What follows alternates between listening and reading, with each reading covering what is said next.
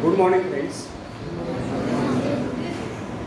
First of all, I am very much thankful to our Honorable HOD, Dr. Kale sir, and his colleagues that they have given me an opportunity to deliver motivational speech to this youth. Myself, Dattatreya Ahir. I am the retired principal of Government ITI. Basically, I am electrical engineer. I have been worked as an electrical engineer at Koyna Hydroelectric Project for 2 years. 1 year at Chandrapur Thermal Power Station. Then after I joined to Government Technical College and worked as a lecturer for 13 years. Meanwhile, I appeared to the exams of Institution of Engineers and get the degree of AMRA, is Associated Member of the Institution of Engineers. And on that basis, I get selected through MPSC as a principal and worked as a principal for 22 years and retired in August 2019. And this is my hobby, to deliver motivational speeches to Indian youth. So, all my speeches are in Hindi. So first, I am speaking on precious thoughts means समृद्ध विचार. तो friends, पहले एक शेर सुनाता हूं. उठा धनुष तू प्रहार कर, उठा धनुष तू प्रहार कर, तू सबसे पहली बार. अग्नि सी धधक धधक, हीरे सी चमक चमक, सिंह सी दहाड़ कर, तू शंख सी पुकार कर. अग्नि सी धधक धधक, हीरे सी चमक चमक, सिंह सी दहाड़ कर, तू शंख सी पुकार कर, तू सबसे पहला प्रार कर, तू सबसे पहली वार कर. रुके न तू, थके न तू, झुके न तू, थमे न तू. रुके न तू, थके न तू, झुके न तू, थमे न तू. तू सबसे पहला प्रार कर, तू सबसे पहली वार कर. स्थिति कैसी भी गंभीर हो, स्थिति कैसी भी गंभीर हो, रास्ते कैसे भी खतरनाक हो, तो अपने हौसलों की उड़ान से अपनी मुश्किलों पर प्रहार कर. तू सबसे पहला प्रहार कर, तू सबसे पहली वार कर. धन्यवाद.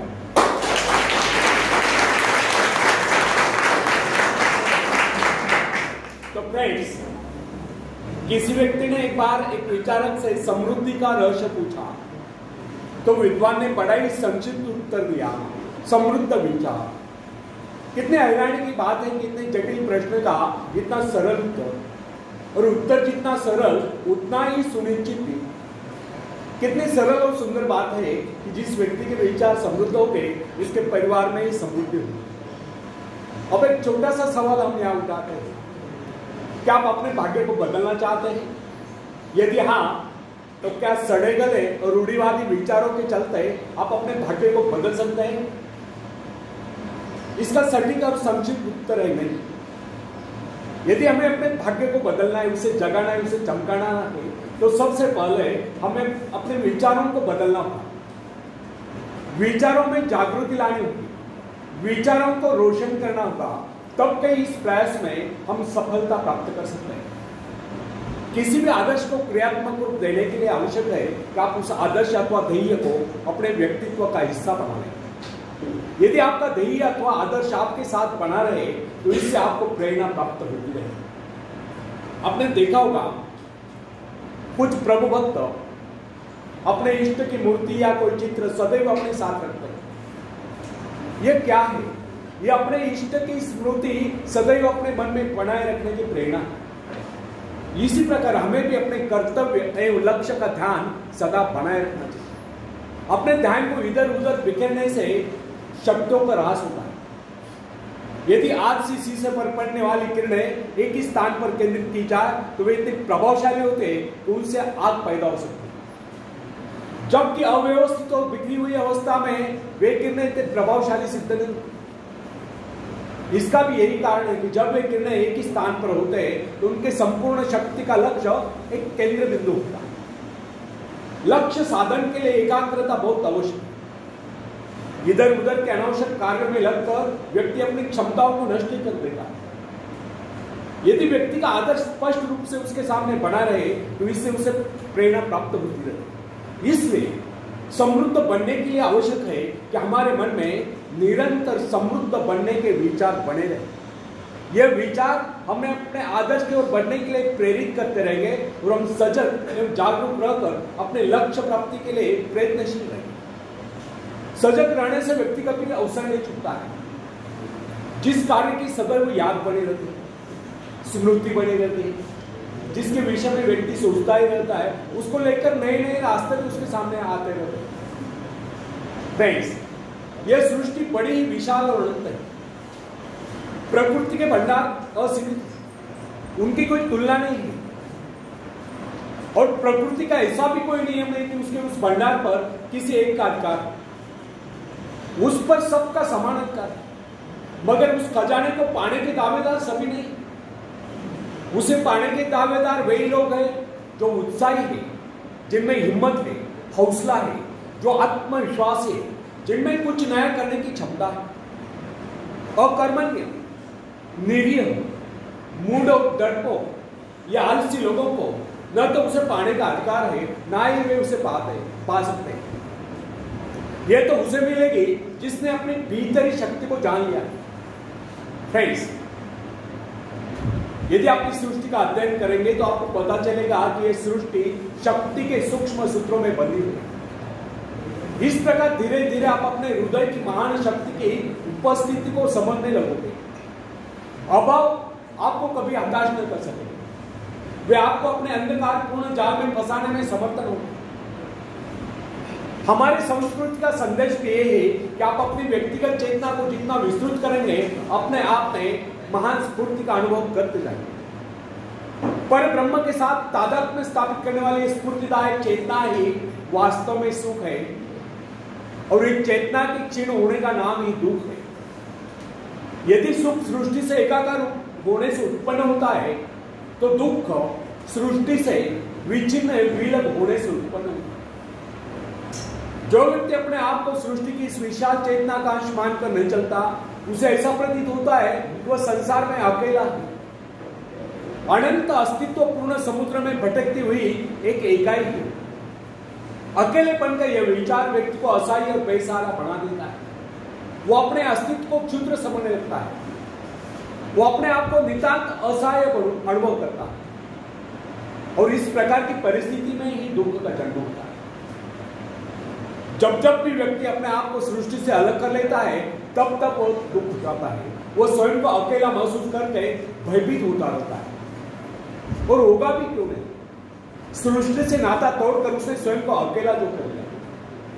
इसके विपरीत जिस व्यक्ति ने सृष्टि से अपना संबंध जोड़ रखा है और तारतम्य बनाया रखा है, वो स्वयं को कभी अकेला नहीं समझता। उसे ऐसा अनुभव होता है कि प्रकृति सृष्टि उसका सहयोग करे। वो अपने आप को समृद्ध अनुभव करता है, क्योंकि प्रकृति के प्रति उसका दृष्टिकोण मित्र भाव का होता है। वो विराट सत्ता का एक अंश दिखाई देता है। यही भाव व्यक्ति में शक्ति और आत्मविश्वास पैदा करते हैं। फ्रेंड्स, आत्मविश्वास क्या है? अपने भीतर मौजूद शक्ति का एहसास होना ही आत्मविश्वास है। जो व्यक्ति अपने आप को सृष्टि से अलग कर लेता है, वह आत्मविश्वास से हीन होता है। उसे प्रकृति के प्रति कभी स्नेह भाव नहीं होता है। वह प्राकृतिक प्रक्रिया को अपरिचित और अपने प्रति षड्यंत्र मानता है। इस प्रकार की परिस्थिति में ही, ऐसी स्थिति में प्रकृति के अनंत धन स्रोत, अनुपम सौंदर्य एवं समाप्त न होने वाले खजाने उसके लिए नहीं रहता। जिसे स्वयं पर विश्वास नहीं होता, वह किसी पर भी विश्वास नहीं करता। वह हर प्राणी को, हर वस्तु को संदिग्ध नजर से देखता है। उसे ऐसा लगता है कि सब उसके दुश्मन है, सब उसका अहित चाहते हैं। अब आप ही बताएं, कैसा व्यक्ति अपने आप को समृद्ध कैसे अनुभव कर सकता है, जिसका अकेलापन और अविश्वास उसमें हीन भावनाएं पैदा कर देंगे। ऐसा व्यक्ति कभी भी अपने भाग्य का निर्माण नहीं कर सकता। फ्रेंड्स, प्राय लोग ऐसे कहते सुने जाते हैं कि संसार की रचना इस प्रकार हुए कि यहाँ केवल कुछ लोग ही धनी और समृद्ध रह सकते हैं।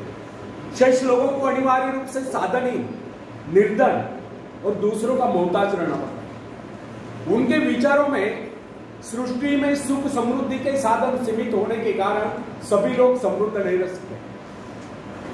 उनका यह विचार है कि संसार एक प्रतिद्वंदिता है, स्पर्धा है, और जो उसमें सफल हो जाता है वही सुखों का उपभोग कर सकता है। शेष लोगों के भाग में दुख और कष्ट लिखे। परंतु हमारा यह कहना है कि लोगों के ऐसे विचार अनुभवहीनता और अज्ञानता के कारण, प्रकृति ने, निसर्ग ने तो अपने भंडार सभी के लिए खोल रखे। आप ऐसा क्यों सोचते कि आप भाग्यहीन रहो? इस प्रकार की मिथ्या धारणा का आधार यह हुआ जब प्रभु ने इस सृष्टि की रचना की तो मनुष्य के लिए इतने साधन नहीं दिखाए। परंतु ऐसा सोचना कदापि उचित नहीं। वस्तुतः प्रभु ने इस सृष्टि को अत्यंत संपन्न और सब प्रकार से पूर्ण बनाया है।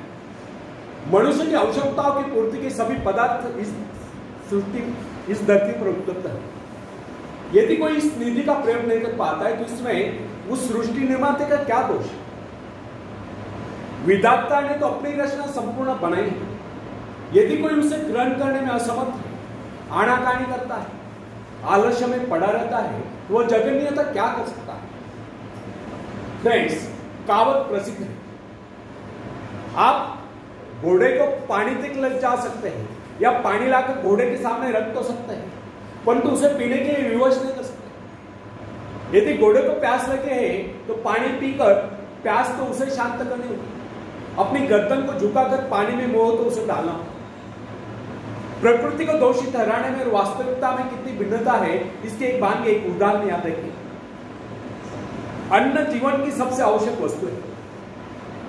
शरीर रूपी भट्टी के लिए वह ईंधन का काम करता है। संसार में निर्धनों की प्रमुख समस्या दो की रोटी है। कुछ लोगों का यह कहना है कि अन्न की कमी है क्योंकि धरती उतनी उपजाऊ है, खेती के लिए इतने साधन नहीं, समय नहीं है।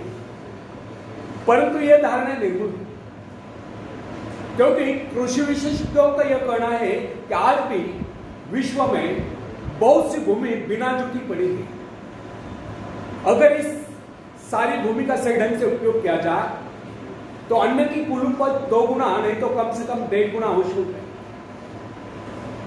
व्यक्ति के जीवन की बात छोड़ी, सभ्यता के इतिहास का अध्ययन करने पर आपको यह मालूम हो जाएगा कि प्राचीन काल में लोग अपने घरों को प्रकाशित करने के लिए चर्बी का प्रयोग किया करते थे। आप यह भी जानते होंगे कि यह चर्बी हवेल मछलियों के शरीर से निकाली जाती थी। एक दिन लोगों को ज्ञात हुआ कि हवेल मछलियों की कमी पड़ गई। ऐसी स्थिति में चर्बी का भयंकर संकट उपस्थित होता है। परंतु औषधता आविष्कार की जर्नी, शोध की जर्नी है।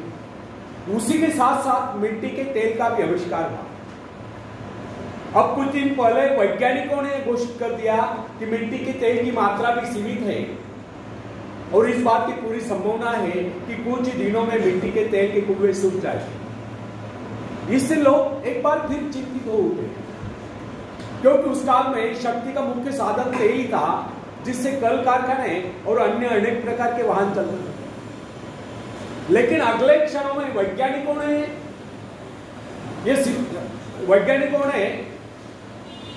डिक्लेयर कर दिया कि अणुशक्ति का प्रयोग प्रतिदिन की आवश्यकता पूरी करने के लिए किया जा सकता है।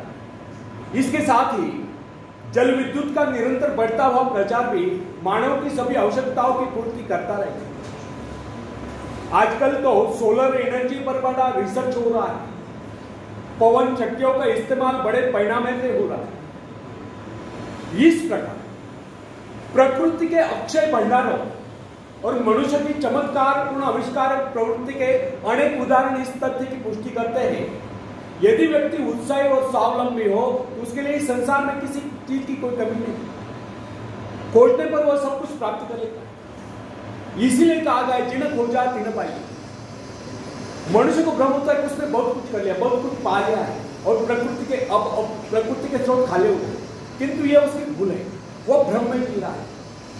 वास्तविकता तो यह है कि मनुष्य ने अभी तक विश्व के एक अंश पर ही विजय प्राप्त की। पता नहीं अभी तक पृथ्वी के गर्भ में कितने खजाने अछूते पड़े हैं।